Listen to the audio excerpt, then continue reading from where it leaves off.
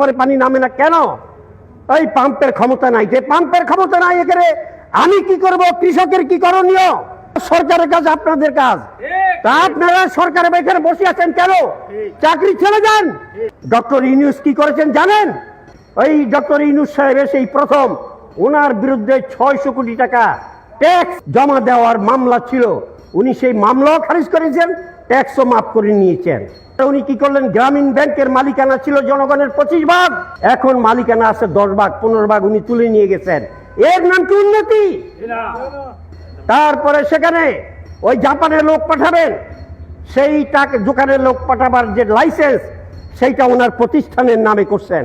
Elon Musk একজন ধনকুব, তার যে স্টারলিংক নামে সেখানে আরো দ্রুত গতি সম্পন্ন একটা ইন্টারনেট কোম্পানি আছে, সেই কোম্পানির মালিকানা এজেন্ট সেখানে ডক্টর ইউনূস সাহেব তার নিজের নাম প্রতিষ্ঠানের নামে আনছেন। মানে কি?